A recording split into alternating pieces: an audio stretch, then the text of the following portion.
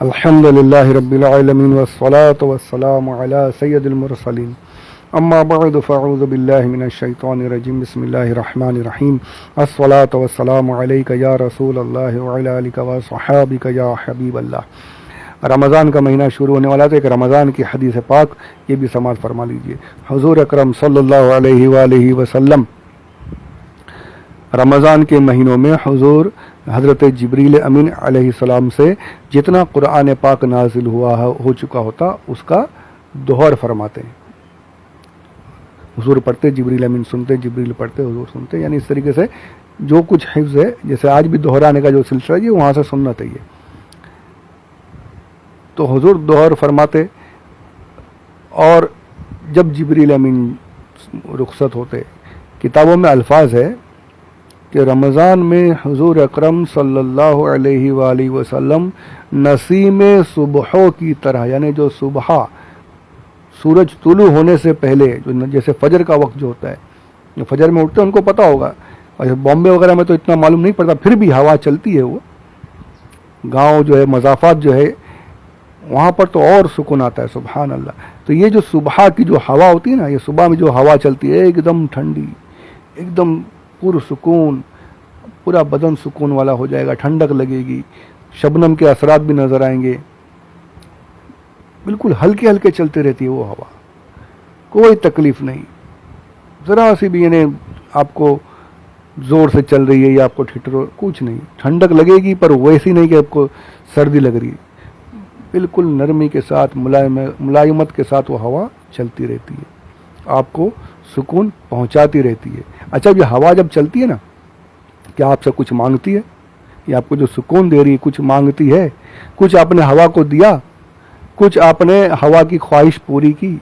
जी नहीं, उसने आपसे कुछ भी नहीं मांगा, बस हवा आपको खुद से ही सुकून देती चली जा रही है। नसीम में सुबह जो है, ये सुबह की हवा आपको बिल्कुल सुकून और आराम दिए जा रही है, बगैर कुछ मांगे, कुछ तलब किए बगैर चली जा रही है। तो अहादीस में है कि रमज़ान के महीनों में हुज़ूर अकरम सल्लल्लाहु अलैहि वसल्लम ऐसे हो जाते थे जैसे नसीम सुबह। इतना खैरात, इतनी सदक़ात, इतना सब कुछ, यहाँ तक कि कैदियों को आज़ाद करना, और जो कुछ सरकार की बारगाह में हुज़ूर सदक़ात और खैरात करते रहते थे, किसी से कोई सवाल नहीं, सिर्फ देते रहते थे, सिर्फ देते रहते थे।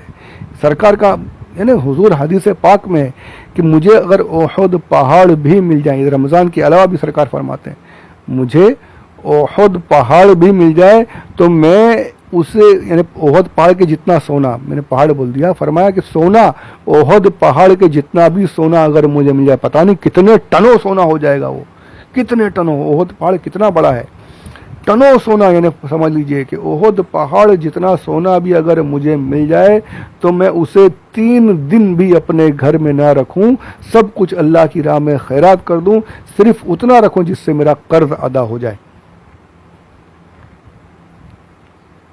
सब कुछ अल्लाह की राह में खैरात कर दूं। ये कौन बोल रहा है, किसका इरशाद है? ये हमारे नबी सल्लल्लाहु अलैहि वसल्लम, कि मुझे 3 दिन भी माल अपने घर में रहना पसंद नहीं है, सिर्फ इतना रखूं कि मेरा कर्ज अदा हो जाए।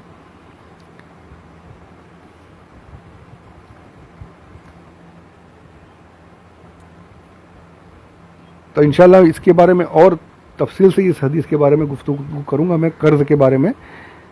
पहले अभी इस वक्त यहाँ चलिए दरूद पाक पढ़िए, अल्लाहुम्मा सल्ली अला सय्यिदिना मौलाना मुहम्मद व अला आलि सय्यिदिना मौलाना मुहम्मद व बारिक वसल्लिम सलात व सलामन अलैका या रसूल अल्लाह। तो फरमाया कि बिल्कुल रमज़ान के महीनों में हुजूर सदक़ात व खैरात की एकदम बिल्कुल फरावानी कर देते थे, कैदियों को भी आज़ाद कर दिया करते थे, बिल्कुल नसीम सुबह की तरह हो जाते थे। तो यहाँ पर ये मैंने पहले कहा कि जिब्रील अमीन आते, रमज़ान में दोहर होता, और फिर जब जाते तो हुजूर का ये हाल, यानी बिल्कुल सदक़ा व खैरात करना शुरू कर दे। तो यहाँ से ये भी पता चला कि अल्लाह वालों से, अल्लाह के वलियों से मिलना, मुलाकात के वक्त, उलमा किराम से मुलाकात के वक्त और निकलने के वक्त में सदका तो खैरात करना, जिसे आज के दौर में हम ये कह लें कि गरीबों में, मिस्किनों में और अपने रिश्तेदारों में दावत वगैरह करना, ये उस हदीस पाक से साबित होता है।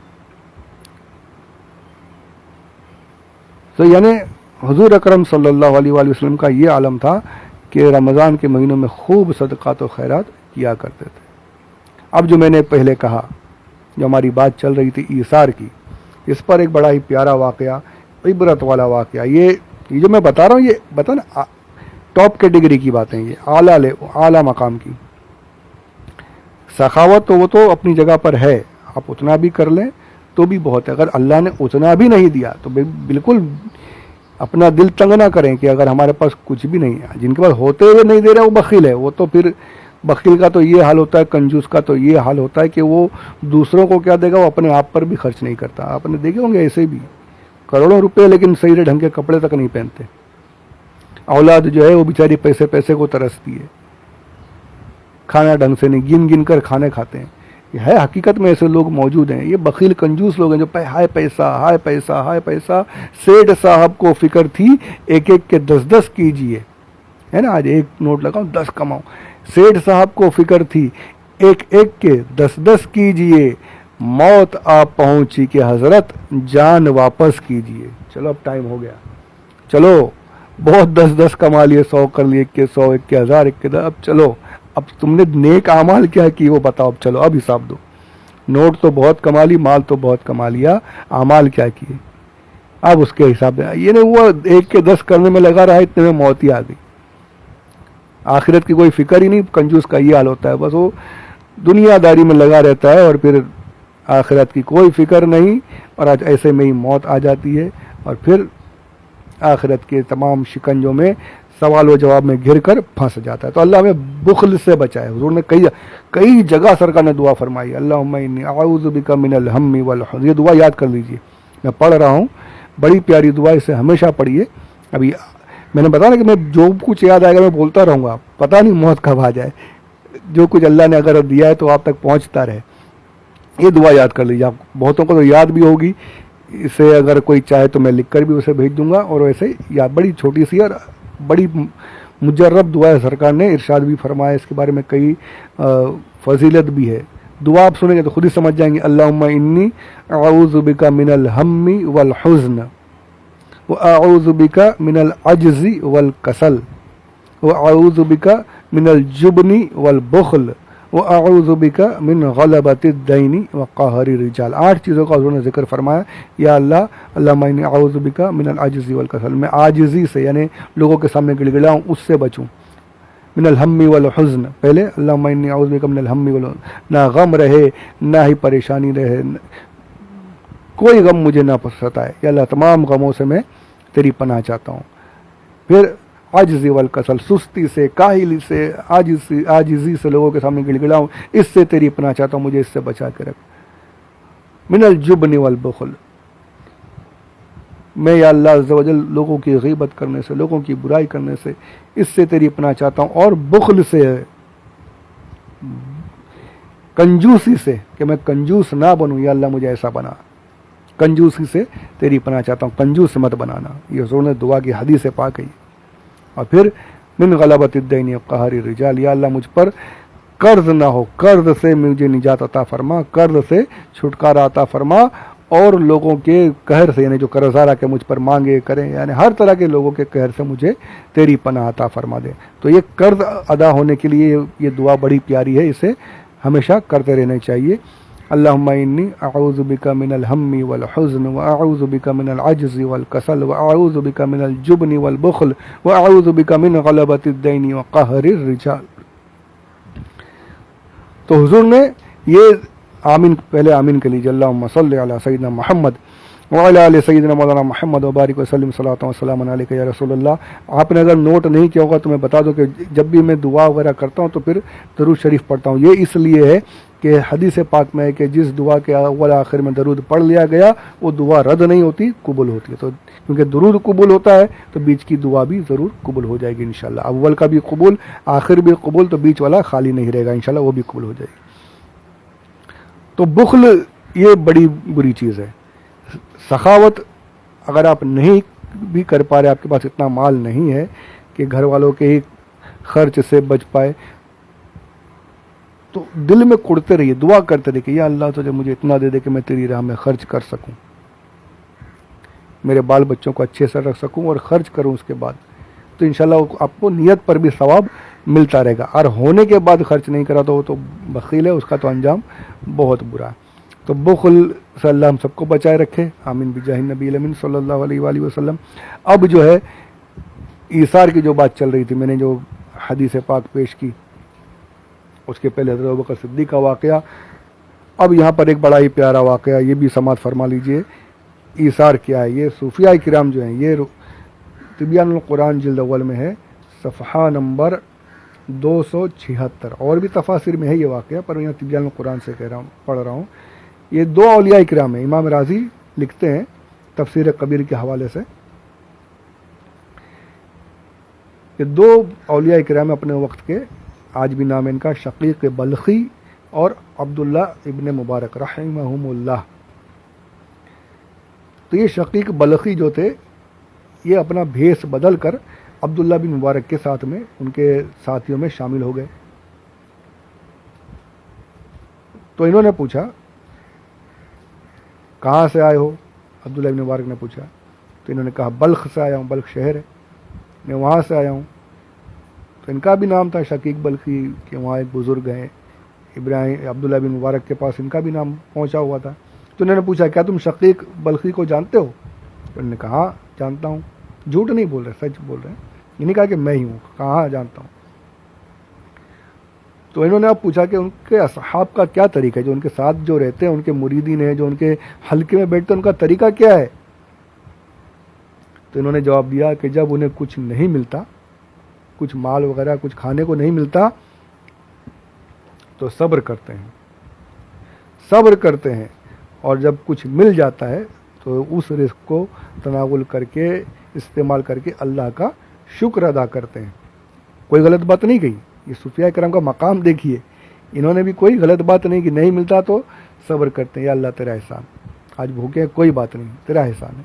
जब मिल गया तो पेट भर लिया, यानी रिस्क को इस्तेमाल किया और फिर उस पर अल्लाह का शुक्र अदा किया।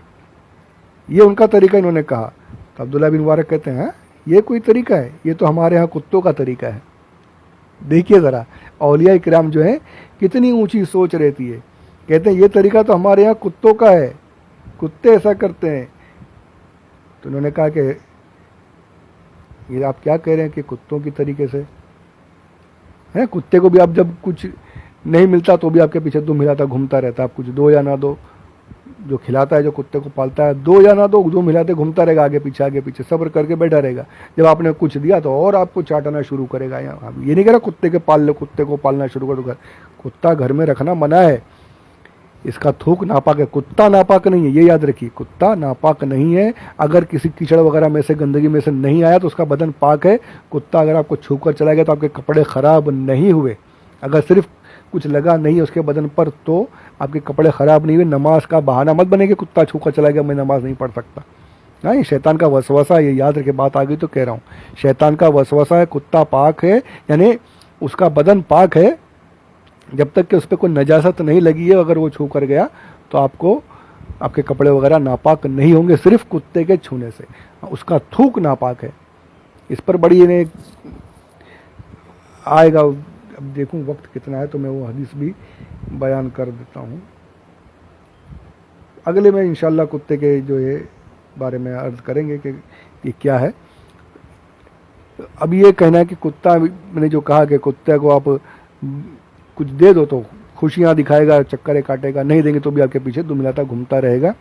तो इसका ये मतलब नहीं कि कुत्ता घर में पाल लो, घर में रखने की इजाज़त नहीं। फरमाया जिस घर में कुत्ता का रहमत के फरिश्ते नहीं जाएंगे। कुत्ता और तस्वीर का भी भाई ध्यान रखो। ये तो बड़ा अल्लाह रहम करे क्या चल रहा है मामला है। सेल्फी सेल्फी सेल्फी, यहाँ वहाँ हर तरफ। अल्लाह अल्लाह अल्लाह अल्लाह हमें पनाह में रखे, अल्लाह पनाह में रखे, अल्लाह पनाह में रखे। अभी इस पर तो जाना ही नहीं है मुझे, कहीं का कहीं चला जाऊँगा। खैर आगे चलते हैं। दुरूद पाक पढ़िए। अल्लाहुम्मा सल्ली अला सय्यिदिना मौलाना मुहम्मद व अला आलि सय्यिदिना मौलाना मुहम्मद व बारिक व सल्लिम सलातन व सलामन अलैका या रसूल अल्लाह। अब उन्होंने कहा ये कुत्तों का तरीका है। तो फिर इन्होंने कहा कि अच्छा हज़रत आपने कह तो दिया कुत्तों का तरीका, तो अब जो अल्लाह वाले हैं, जो कामिलिन हैं, उनका तरीका क्या है, उनको कैसे रहना चाहिए? तो अब अब्दुल्लाह इब्न मुबारक कहते हैं कामिलीन वो हैं कि जिन्हें कुछ ना मिले तो शुक्र अदा करें। तुम कहते हो कि जब कुछ नहीं मिलता तो सब्र करते हैं, मिलता है तो शुक्र अदा करते हैं। ये कहते हैं कि अल्लाह वालों का तरीका, कामिलिन का तरीका ये है कि जब कुछ ना मिले तो शुक्र अदा करते हैं। या अल्लाह तेरा एहसान है कि तूने आज भूखा रखा, आज तूने हमें भूखा रखा, हमें पेट खाली रहा हमारा, हमें कुछ नहीं मिला, तेरा शुक्र है, ये अल्लाह तेरा एहसान है। शुक्र अदा करते हैं। कामिलिन वो है कि जो ना मिलने पर शुक्र अदा करें और जब कुछ मिल जाए तो दूसरों को दे देते हैं। सुभान अल्लाह। ये देखिए, ये है ईसार, ये है ईसार, ये है अल्लाह वाले। नहीं मिलता तो शुक्र अदा करते हैं, मिल जाता है तो वो भी अल्लाह की राह में दूसरों को खैरात कर देते हैं। अल्लाह अकबर कबीरा, अल्लाह अकबर कबीरा। ये बहुत ऊंचा मकाम है, ये टॉप कैटेगरी की बातें हैं। उतने तक पहुंच गए तो सुभान अल्लाह, फिर तो विलायत ही कदमों में पड़ी है, वली बन गया फिर तो। वो तो इखलास, ये ज़रूर समझिए इखलास। हाँ, रियाकारी कहीं नहीं चलने वाली, रियाकारी हदीस पाक इंशाल्लाह आगे बताऊंगा। यहाँ ये है कि ईसार का मामला ऐसा है, हमारे औलिया कराम का तरीका ऐसा है। ऐसे ही हम इनको याद नहीं करते यार। अल्लाह इनके नक्शे कदम पर चलने की तौफीक अता फरमाए, इनकी मोहब्बत अता फरमाए, हमारे दिलों में जागुज़ी फरमाए। आमीन बिजाह नबी अमीन सल्लल्लाहु अलैहि वसल्लम। तो इंशाअल्लाह इन्फाक और इसार वगैरह के ताल्लुक़ से और बातें चलती रहेंगी, अगले ऑडियो में और समाअत फरमाए इंशाअल्लाह।